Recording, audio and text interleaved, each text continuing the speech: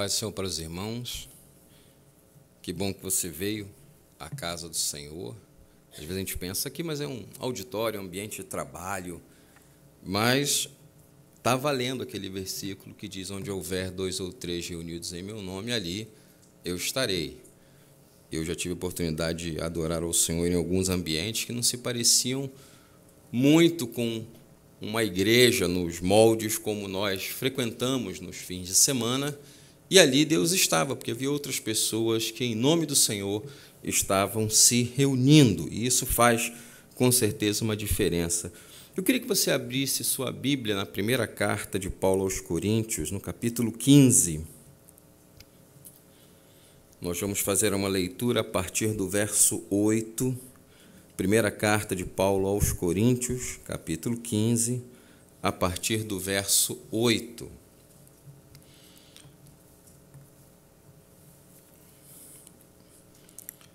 Diz assim a palavra do Senhor: e por último de todos me apareceu também a mim como a um abortivo, porque eu sou o menor dos apóstolos, que não sou digno de ser chamado apóstolo, pois que persegui a igreja de Deus. Mas, pela graça de Deus, sou o que sou, e a sua graça para comigo não foi vã. Antes, trabalhei muito mais do que todos eles. Todavia, não eu, mas a graça de Deus que está comigo. Esse texto de Paulo, que ele produziu, segundo alguns estudiosos acreditam, que se chama aqui a primeira carta de Paulo aos Coríntios, na verdade seria uma segunda carta de Paulo aos Coríntios, tendo a primeira se extraviado, não houve aí um registro dessa primeira carta, do paradeiro dessa primeira carta, mas ficou registrada aqui essa segunda, que a igreja determinou que se chamasse a primeira carta canônica de Paulo aos Coríntios. É uma carta que foi enviada para uma igreja que passava por diversas situações específicas. Era uma igreja avivada, uma igreja pentecostal, como nós, nos moldes como nós conhecemos. Era uma igreja que tinha a efusão dos dons espirituais, mas também era uma igreja que precisava de alguns ajustes, que tinha de ajustar alguns detalhes na sua convivência dentro do culto, dentro do perfil ali de comunhão entre os irmãos. Havia algumas coisas que precisavam de conserto, e o apóstolo Paulo escreve essa carta justamente para orientar aquela igreja sobre as coisas que precisavam ser ajustadas. E um dos assuntos que Paulo aborda é sobre a ressurreição. O apóstolo Paulo ele entra nesse capítulo 15 falando sobre a ressurreição, porque para os gregos, um homem morrer e tornar a viver era algo surreal.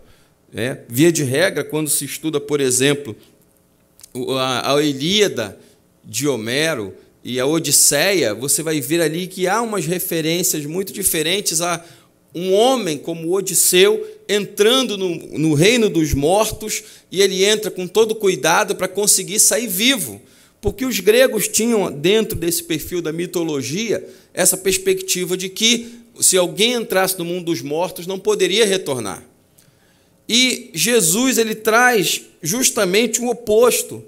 Jesus foi o primeiro a morrer e a ressuscitar da parte de Deus no Novo Testamento como uma semente, como aquele que seria o modelo para outras ressurreições que haveriam de acontecer. E o apóstolo Paulo entra justamente nesse detalhe, falando sobre essa questão no capítulo 15. Ele menciona a ressurreição e ele deixa claro que quando Jesus ressuscitou, ele apareceu a Pedro, apareceu aos demais grupos de pessoas que andavam com Jesus, os 12 apóstolos, se bem que na primeira vez que Jesus aparece, Tomé não estava com os discípulos do Senhor ali.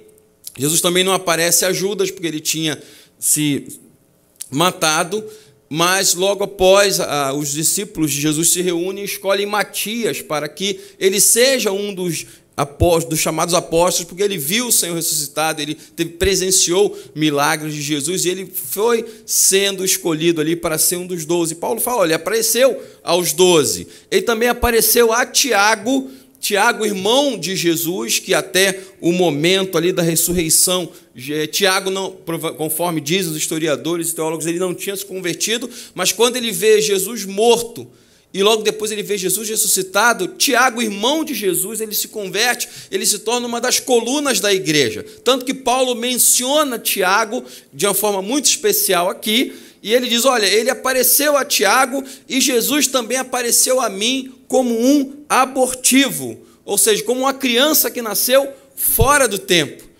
E a gente sabe, por uma questão de lógica, que uma criança que nasce antes do tempo precisa de um cuidado redobrado, precisa de um tratamento muito maior do que uma criança que nasce dentro daquele período dos 9 meses. E Paulo aproveita esse momento para dar uma pausa no assunto da ressurreição, e ele faz uma retrospectiva sobre a sua própria vida como obreiro do Senhor. E ele diz, e por último de todos me apareceu também a mim como a um abortivo, porque eu sou o menor dos apóstolos, que não sou digno de ser chamado apóstolo, pois que persegui a igreja de Deus. Eu queria destacar aqui o Saulo como um perseguidor, como aquele que, quando ele começou a ouvir as histórias de um homem da Galileia, que falava de Deus de uma forma diferente, que operava milagres, que expulsava demônios, que ressuscitava mortos, de repente aquele homem é entregue nas mãos dos pecadores, ele é morto, e alguém, 3 dias depois, começa a dizer, olha, aquele homem ressuscitou, ele voltou à vida, ele apareceu às pessoas que estavam perto dele. E é curioso que quando Pedro vai discursar lá em Atos, para aquelas pessoas que estavam ouvindo falar de Jesus, ele se dirige para a liderança dos judeus e diz, olha, Jesus, a quem vocês crucificaram, ele ressuscitou e vocês sabem disso. O apóstolo Pedro fala com aqueles homens, dizendo, vocês sabem que Jesus ressuscitou, ou seja, é público, é notório, não dá para esconder que vocês mataram o Filho de Deus, mas ele tornou a ter vida. E aquela história mexe com Saulo. Ele está incomodado, porque ele não consegue perceber como que um homem pendurado no madeiro pode ser considerado aquele que seria o Messias de Israel. Quando vemos Isaías 53, nós temos uma ideia bastante interessante, porque não se esperava que o Messias, dentro da perspectiva do Novo Testamento, fosse alguém espancado, humilhado. Isaías 53, olha, nenhuma beleza tinha nele para que o desejássemos, e nós o reputamos como aflito, ferido de Deus e oprimido. Ou seja, no pensamento ali que Isaías traz na sua profecia, traz a ideia de que nós, quando víamos a Jesus, víamos como uma pessoa arrebentada por Deus, uma pessoa que não tinha aparência nem formosura. Só que o mesmo Isaías, ele diz, quando ele confronta, nós pensamos que ele estava assim, porque ele estava sendo julgado por Deus, mas Isaías diz, mas ele foi julgado pelos nossos pecados. Ele foi humilhado pelas nossas transgressões, ele foi moído pelas nossas iniquidades, e pelas suas feridas nós somos sarados. Nós pensamos que ele estava sendo bombardeado por Deus, atacado por Deus, mas a culpa era nossa. É isso que Isaías está dizendo ali em Isaías 53, quando ele traz a sua profecia. E quando a gente percebe esse detalhe, o apóstolo Paulo, ele vai lembrar que, olha, eu sou o mais indigno, porque eu persegui a igreja de Deus, a igreja estava nascendo. 120 pessoas foram cheias do Espírito Santo no cenáculo, falaram em línguas, foram para o lado de fora. Pedro fez um discurso, assim, sua primeira pregação, pelo menos quase 3.000 pessoas aceitaram a Jesus, isso chamou a atenção ali em Jerusalém, aqueles que eram seguidores do caminho começaram a causar um alvoroço, e Paulo, naquela época, então, Saulo, ele vai perseguir a igreja do Senhor. Quando ele via alguém que se dizia seguidor do caminho, ele queria prender aquela pessoa, ele queria humilhar aquela pessoa. A Bíblia deixa claro que o primeiro mártir da história da igreja foi um diácono, Estevão, um homem cheio do Espírito Santo, uma pessoa a quem os líderes de Israel não conseguiam resistir, dada a sabedoria de Deus, que Deus falava sobre ele ali. E Atos, escrito por Lucas, Lucas traz aquela ideia, aquele momento em que Estevão vai ser apedrejado, Saulo está ali do lado, Para não dizer que Saulo não fez nada, quando foram ali tirar a roupa de Estevão para espancá-lo e apedrejá-lo, Saulo se voluntariou a pegar a capa. Esse cara vai morrer mesmo, deixa a capa aqui comigo, eu seguro, para ter certeza que as pedras vão atirar ali no lugar certo, para ninguém errar. E é tão interessante que Lucas ainda diz, olha, ele já estava sendo apedrejado, quando ele diz, eis que vejo o céu aberto e o Filho do Homem em pé, à direita de Deus. É como se Saulo estivesse presenciando ali alguém dizendo, está falando sobre Jesus, que história é essa? E Jesus ainda em pé do lado de Deus. Sim, é como se o próprio Jesus dissesse para Estevão, Estevão, para um cara como você, eu me levanto para receber de pé aqui no céu, porque você merece.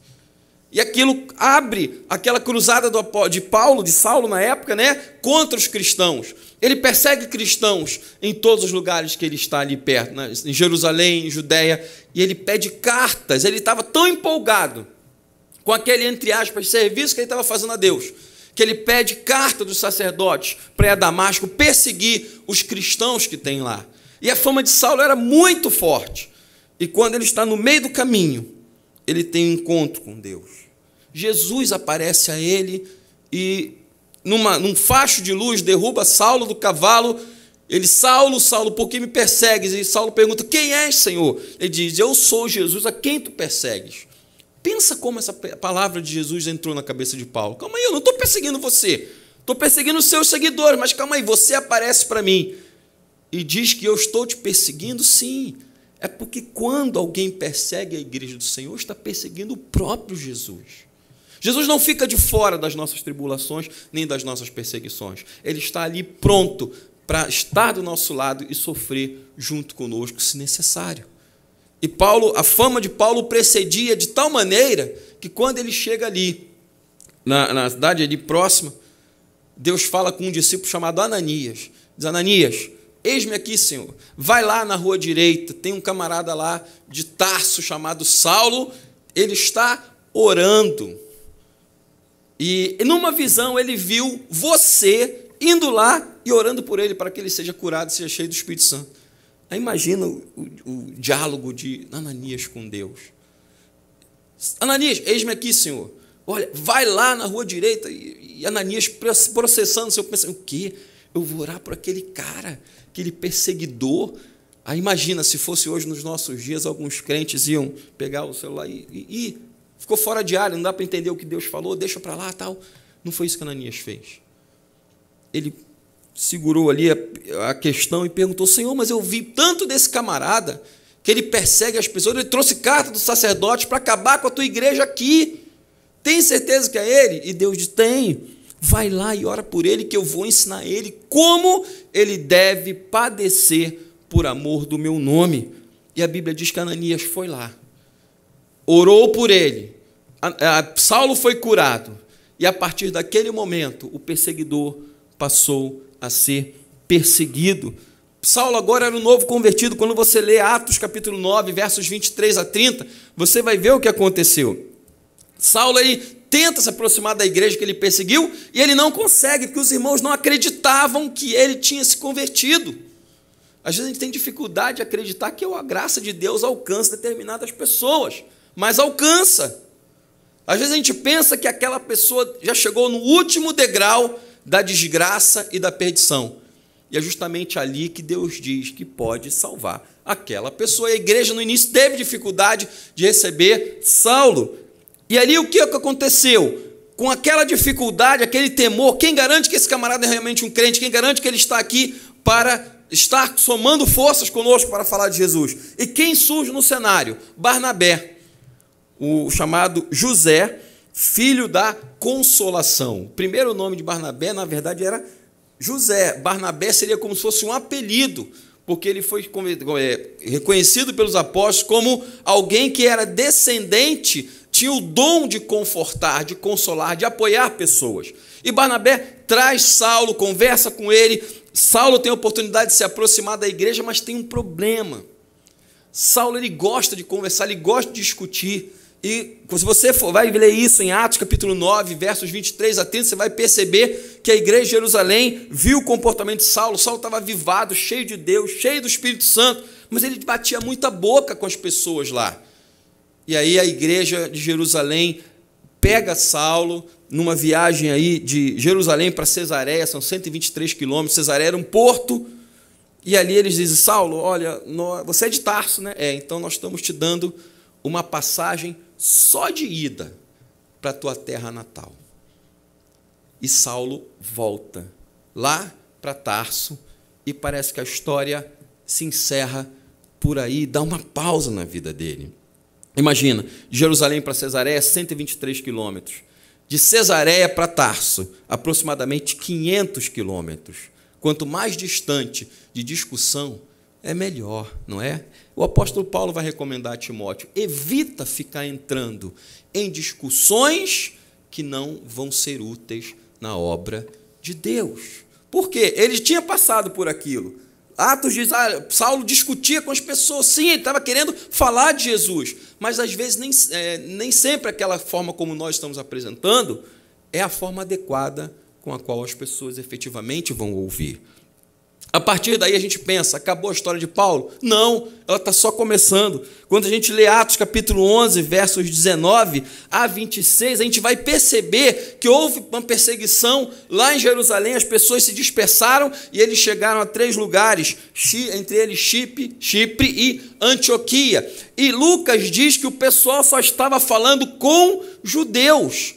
Só que quando a mensagem é muito boa, essa mensagem atinge outras pessoas que precisavam ser alcançadas. E a Bíblia diz que um grupo de pessoas que saiu de Chipre e foi a Antioquia começaram a falar com os gentios, e os gentios começaram a aceitar a Jesus.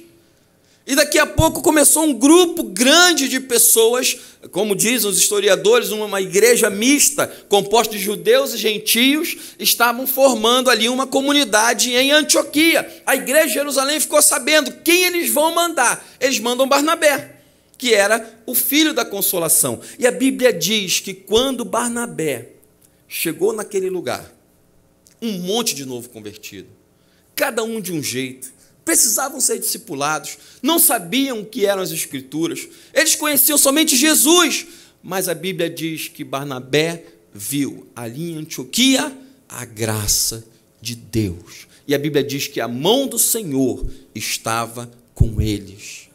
Você vai perceber que quando a graça de Deus está com a gente, a mão de Deus também acompanha a sua graça. Às vezes nós pensamos que estamos fazendo alguma coisa para o Senhor e o crescimento que está acontecendo é porque nós fizemos alguma coisa acontecer, quando na verdade a mão de Deus é que está fazendo com que aquilo que nós pretendemos fazer seja realmente alcançado.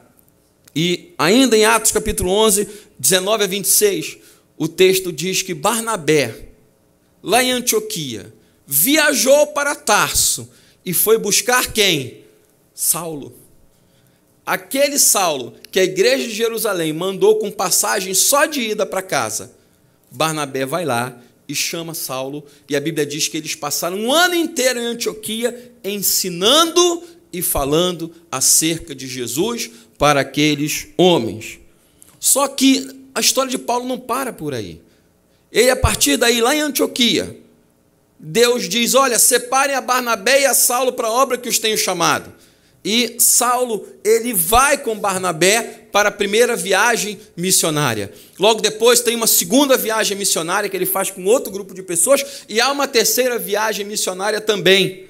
Aquele que estava em casa, descartado talvez, do grupo da igreja de Jerusalém, foi para Antioquia ajudar a ensinar, ajudar a pastorear, e ele foi escolhido para ser um missionário e poder andar no mundo grego, falando sobre Jesus, falando sobre aquilo que Jesus tinha feito. Eu estou fazendo uma retrospectiva daquilo que Paulo está falando. Só que, justamente nesse momento, o apóstolo Paulo, quando escreve aos Coríntios, ele diz, olha, eu sou o menor dos apóstolos. Na verdade, eu nem podia ser chamado de apóstolo, porque eu persegui a igreja de Deus. Ele olha para trás e diz, quando a igreja estava crescendo, eu quis matá-la. Quantas mulheres eu arrastei presas para blasfemar contra o nome do Senhor? Quantas crianças eu deixei órfãos porque eu levei para matar o pai deles? Quantas vezes eu fiz o possível para que as pessoas que estavam na igreja se escondessem de mim? Eu não podia ser chamado apóstolo, porque no meu histórico não é a oitava maravilha do mundo.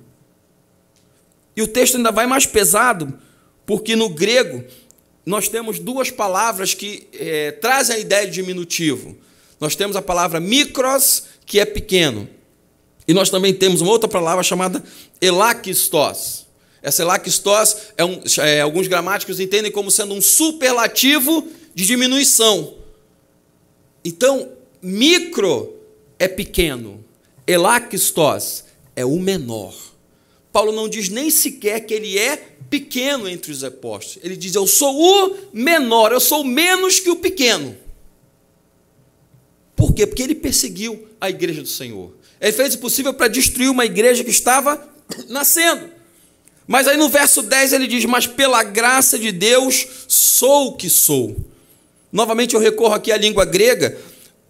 Paulo usa um artigo chamado ró, e não rós, porque o artigo ró traz a ideia de algo que está se referindo a uma coisa, e rós traz a ideia de estar se referindo a uma pessoa, e no grego ele diz, olha, eu sou o que sou, ele usa a expressão ró, que é uma forma de trazer a ideia de que não está se tratando de uma pessoa, mas de uma coisa. Ele não se coloca como alguém que é superior aos outros. Ele não diz, olha com quem você está falando. Ele diz, olha, pela graça de Deus, eu sou o que sou. Ele não diz, eu sou quem sou. Ele não diz, eu sou o apóstolo dos gentios. Ele não diz, eu sou o que está escrevendo essa carta. Ele não diz, eu sou quem Deus escolheu lá do ventre da sua mãe. Ele diz, eu sou o que sou. Ele nem se considera como alguém que seja efetivamente a melhor das pessoas para estar fazendo aquilo que Deus ordenou. Mas ele diz, pela graça de Deus, eu sou o que sou. E ele continua no verso 10 dizendo, e a sua graça comigo não foi vã. Observe que a graça de Deus na nossa vida, ela vem de Deus, mas a responsabilidade de fazer com que a graça esteja valendo na minha vida e na sua vida é minha responsabilidade e sua responsabilidade. Deus manda a sua graça? Manda. Mas cabe a mim e cabe a você fazer com que a graça de Deus não seja inútil na nossa vida. Imagine você que já teve talvez a oportunidade de adorar ao Senhor, servir ao Senhor, fazer grandes coisas para o Senhor, e você enterra seu talento, deixa de lado, você despreza a chamada que Deus tem para a sua vida. A graça de Deus talvez na sua vida esteja sendo vã, porque você não está utilizando a oportunidade que Deus está te dando para fazer com que a vontade dele seja feita da melhor forma possível. Deus dá graça? Dá. Mas essa graça pode se tornar vã quando eu deixo de cumprir aquilo para o qual eu fui chamado a trabalhar. Qual é a minha vocação? Qual é a tua vocação? O que Deus fez através de você? O que você sabe que Deus pretende fazer na sua vida? É justamente isso que Paulo está dizendo. Olha, pela graça de Deus eu sou o que sou. E a graça de Deus na minha vida não foi inútil. Deus não mandou a graça dele na minha vida à toa. E ele diz, olha, pelo contrário. Quando ele faz a retrospectiva, ele diz, eu trabalhei mais do que todos os apóstolos. Aí alguém pode pensar, mas será que Paulo não estava sendo arrogante? Não, ele estava falando o histórico dele. Pensa comigo, 16 cidades que Paulo evangelizou, fora os naufrágios e surras que ele tomou, prisões e tribulações sem conta. Pense comigo, mais de 20 anos fazendo missões, tirando dinheiro do seu próprio bolso. Pensa comigo, tempo para você produzir 13 livros que foram considerados como canônicos. Pensa também em centenas de horas ensinando e ajudando a fundar igrejas, evangelizando pessoas, ensinando sobre Jesus, falando sobre o batismo com o Espírito Santo, incentivando as pessoas a usarem os dons espirituais, escrevendo para motivar a igreja, escrevendo para motivar pastores. Tudo isso foi trabalho de Paulo. E ele diz, eu trabalhei mais do que todos eles. E Paulo encerra dizendo, não eu, mas a graça de Deus que está em mim. Às vezes a gente pensa que tudo aquilo que a gente fez foi mérito próprio, Foi porque você estudou, foi porque você se esforçou, foi porque você se especializou, foi porque você tem mais tempo de empresa, porque você tem mais tempo de igreja, ou porque, enfim, é natural que a gente se esqueça de que tudo que nós conseguimos fazer é fruto, não do nosso mérito pessoal, porque mérito nós não temos, mas é fruto da graça de Deus na nossa vida. Isso significa, então, que quando estamos trabalhando para o Senhor, não estamos trabalhando sozinhos. Quando trabalhamos para o Senhor e obtemos algum resultado, esse resultado não é fruto do esforço pessoal, mas da graça do Senhor na nossa vida. Vale o talento? Vale. Deus não despreza o talento que nós temos, mas Ele te chama a atenção. Não ache que você está conseguindo trabalhar para mim pelo seu próprio mérito. E sim, saiba que a graça de Deus é que faz com que você consiga fazer aquilo que você está conseguindo fazer na obra do Senhor. Por que Paulo diz isso? Que às vezes a gente se acha a oitava maravilha do mundo. Às vezes nós achamos que nós somos referência. Às vezes nós imaginamos que se Deus não nos usar, ninguém mais vai ser usado. Se não for do meu jeito, Deus não vai fazer. Eu queria te dizer, varoa, que o reino de Deus vai bem sem você também. Que você pode ser usado por Deus? Pode. Mas que se você não quiser ser usado, Deus vai usar outra pessoa no teu lugar. Às vezes a gente pensa igual Elias, né? Quando ele fugiu de Jezabel, ficou lá escondido na caverna e pediu para morrer. Pede para ir embora, como a gente costuma brincar. E ali ele diz: Senhor, me mata porque eu não sou melhor do que meus pais. E Deus diz: Elias, em todo Israel eu tenho 7.000 pessoas, todos os joelhos que não se dobraram a Baal. Deus tem muito mais gente trabalhando no reino dele do que nós estamos pensando. Às vezes nós achamos que nós somos a referência e se não for do meu jeito, Deus não vai fazer. E eu tenho que te dizer, você não pode colocar Deus numa caixa de sapato e imaginar que você é que sabe como fazer as coisas. Na verdade, é Deus, pela sua graça, que permite que você seja usado, que eu seja usado, qualquer outra pessoa seja usada na obra dele. Lembre-se que a graça não é só para a salvação, mas para nos colocar no lugar e nos fazer trabalhar para Jesus. Às vezes a gente pensa que graça é só para a salvação. Graça é só para falar de como nós fomos alcançados por Deus. Quando, na verdade, Deus também espera que nós tenhamos a certeza de que podemos trabalhar para o Senhor no nível da graça que Deus quer que nós manifestemos. Isso tem que fazer diferença na minha vida? Sim. Então, antes, o próprio apóstolo Paulo ele fala em 2 Coríntios 10:17, aquele que se gloria, glorie-se no Senhor. Não se glorie nas suas próprias obras, não se glorie no seu talento, não se glorie naquilo que você pode fazer, nos seus estudos. Vale a pena estudar? Sim, eu incentivo sempre, pessoal. Estude, se aperfeiçoe, faça o melhor. Quanto mais você fizer, mais você vai poder depositar no altar do Senhor para ser usado. Mas lembre-se que com tudo isso, tem que ser usado pela graça de Deus. Se não for usado pela graça de Deus, não dá para ser usado como Deus quer. E às vezes nós imaginamos que podemos fazer as coisas sozinhos. Em um único versículo, Paulo usa 3 vezes a expressão a graça de Deus. Pela graça de Deus eu sou o que sou. A sua graça comigo não foi inútil. Eu trabalhei muito, não eu, mas a graça de Deus que está comigo. Graça faz diferença na minha vida? Claro que faz. Graça faz diferença na tua vida? Claro que faz. E aí entra a questão. Até que ponto eu ou você temos sido autossuficientes para acreditar que tudo aquilo que a gente tem feito na obra de Deus é mérito próprio? Até que ponto nós nos enchemos e nos isolamos uns dos outros a ponto de dizer que eu consigo fazer isso, eu consigo fazer aquilo, e graças a mim, e se não fosse por mim, e na verdade não é esse o caminho. E nós temos que ter muito cuidado para não entrar num caminho de arrogância e soberba e isolamento, achando que sem nós Deus não pode fazer as coisas. O apóstolo, a Bíblia diz que Deus resiste ao soberbo, mas Ele dá graça aos humildes.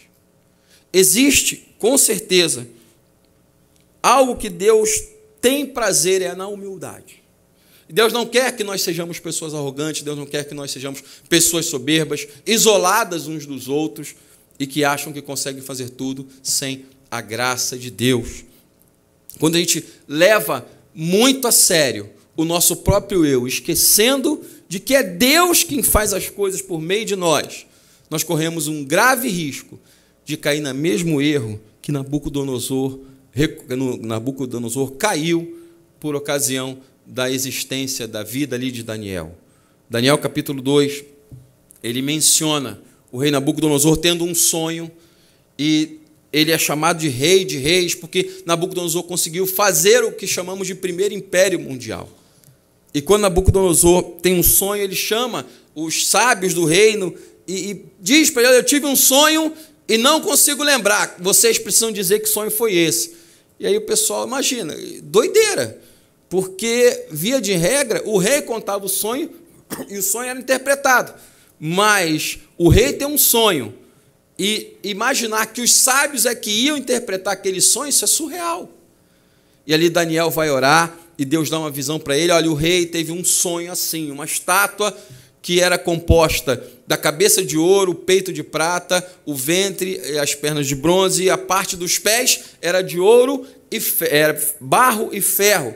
E Daniel vai lá e fala com o rei: rei, olha, o senhor é rei de reis, Deus te deu todo esse império, você é o cabeça, mas depois de você vai vir um outro, um reino menos importante que o teu, que são o Medo-Persa, depois vão vir os gregos e finalmente vão vir os romanos. É claro que Daniel não falou nesse tema, mas deixa, olha, vai haver reinos que são inferiores ao teu. E nessa grande estátua veio uma pedra cortada sem mão, e ela atingiu aquela estátua, destruiu tudo ali, e aquela pedra cresceu, se tornou uma montanha e tomou toda a terra. Ali, em algumas partes, que Deus estava falando ali através de Daniel era: ó, Deus vai dar fim ao reino dos homens e vai implantar o seu reino na terra, e assim vai ser. E o que foi que Nabucodonosor fez? Ele decidiu fazer uma estátua de si próprio. Depois de tudo que Deus falou com ele, ele vai na contramão a Deus e faz uma estátua para ser adorado. E logo depois ele tem um sonho de uma árvore que foi cortada e foi colocada ali para ser mantida no chão. E quando a Bíblia diz que ele está andando na Babilônia, ele contemplou tudo aquilo que ele viu, e como era bonito. Os jardins suspensos da Babilônia foram chamados de uma das 7 maravilhas do mundo. E ele diz ali: não é essa grande Babilônia que eu construí para a beleza da minha glória? Naquele momento, irmãos, Deus decretou a insanidade daquele rei. A Bíblia diz que por 7 anos, aquele que era o rei de imperadores, ele se tornou como um animal. Seu cabelo cresceu, suas unhas também, ele pastou com os animais. E depois de 7 anos, o próprio rei diz: depois desse tempo, voltou a mim o entendimento. E aí eu compreendi que Deus é poderoso para tirar reis e instituir novos reis. É Deus quem faz com que o mais humilde seja levado ao trono, porque é assim que ele faz. Às vezes a gente pensa que não sei o que às vezes dá na nossa cabeça de achar que aquilo que nós fazemos é 100% melhor. Se a gente esquece da graça de Deus na nossa vida, a gente faz a mesma coisa que Nabucodonosor fez. E às vezes Deus tem que tratar com a gente de outro jeito. Às vezes Deus tem que nos humilhar para que a gente volte a ser aquilo que Deus desejava que a gente fosse. Então tome cuidado com esse aspecto. Lembre-se que aquele que se gloria deve se gloriar no Senhor. Deus tem muito para fazer através da sua vida? Tem. Talvez você se sinta o menor de todos nesse momento. Eu não sou digno de fazer isso. Eu não sou do ministério, eu não fiz um curso de teologia, eu não sei cantar, eu não sei pregar, eu não sei fazer isso, não sei fazer aquilo. Tudo bem, mas Deus vai te usar assim mesmo. Tá ok? Quando alguém pensar que não, a graça de Deus na tua vida vai fazer com que você seja exaltado e seja uma pessoa que realmente faça a diferença. Mas nunca esqueça que tudo aquilo que você está fazendo, se está tendo sucesso na obra de Deus, não é só você, é a graça de Deus na sua vida que faz a diferença, com o apóstolo Paulo. Segunda coisa, não jogue a graça de Deus fora. Não jogue no lixo a oportunidade que Deus está te dando para fazer diferença. O apóstolo Paulo ele diz, olha, pela graça de Deus eu sou o que sou, e a sua graça comigo não foi vã. Antes, trabalhei mais do que todos eles. Você tem a oportunidade de trabalhar para o Senhor, de fazer a diferença. Mas não se esqueça de que a graça de Deus na sua vida é mandada por Deus, mas é você que tem que fazer com que essa graça seja vista pelas outras pessoas. É você que tem que fazer com que a graça de Deus seja redirecionada para coisas que você pode fazer e que vão agradar efetivamente a Deus. E, finalmente, lembre-se de que, no final da corrida, tudo que você fez, você tem que se lembrar de que foi Deus que permitiu que você fizesse. Foi Deus quem permitiu que você fosse chamado para estar aqui. Foi Deus que permitiu que você estudasse e colocasse o seu talento para estar servindo ao Senhor aqui na CPAD. É Deus que te dá o talento e a sabedoria para servir e adorar o Senhor na igreja que Ele colocou você para servir. E aqui vai uma palavra, ame a igreja. Agora, há pouco, lançamos um livro do Tom Rainer chamado Eu Sou Membro de Igreja. Frequente sua igreja, não deixe de frequentar. Seja útil na casa do Senhor. Mas nunca se esqueça de que tudo aquilo que você consegue fazer, não é pelos seus méritos, pelos seus talentos, pela sua experiência, pelo seu estudo. É porque a graça de Deus te ajuda a fazer a diferença onde você estiver. Mas para que a graça de Deus faça diferença na sua vida, você tem que se apropriar dessa palavra. A graça de Deus na minha vida não foi vã. Por isso eu trabalhei mais do que todos eles. Não jogue as oportunidades que Deus está te dando fora. Deus te deu uma nova vida, aproveite essa vida para servir ao Senhor. Deus te deu recursos, aproveite essa graça de Deus para plantar sementes e ver como o reino de Deus pode ser abençoado. Eu falei aqui, Paulo viajou durante mais de 20 anos, tirando dinheiro do próprio bolso para fazer a obra de Deus. Traga os teus talentos para o reino de Deus. Deixe os teus talentos no altar do Senhor. E você vai ver como a graça de Deus vai fazer diferença na tua vida. Talvez nesse momento você esteja se dizendo, eu sou um abortivo. Deve ter havido lá um erro de logística celeste e a chamada que era para uma pessoa caiu na minha mão. Deus não erra. Deus escolhe pessoas em determinadas posições para fazer determinadas obras. Não tem erro de logística celeste no céu. Quando a gente pensa que não dá para fazer, Deus diz, dá. Mas lembre-se, é pela graça. Não é só pelo seu talento. Não é por merecimento. Mas é por uma dádiva de Deus. Que a graça de Deus hoje, na tua vida, seja abundante. Na minha vida, seja abundante também. Repito, 3 vezes, num único versículo, o apóstolo Paulo fala sobre a graça de Deus. Graça para ser salvo, sim. Graça para ser humilde e ser abençoado por Deus, sim. Mas também graça para servir a Deus. Graça para ser um crente melhor. Graça para ser um funcionário melhor. Graça para ser uma pessoa que realmente faz a diferença nesse mundo decaído. Daqui a máximo 4 semanas estaremos terminando esse ano. E talvez você vá à igreja no dia 31, dobrar o seu joelho e pedir a bênção de Deus para 2019. Quando você fizer isso, lembre-se de que se você conseguiu vitórias em 2018, se você conseguiu fazer a diferença em 2018, foi a graça de Deus na tua vida, como foi na vida do apóstolo Paulo. Deus abençoe os irmãos.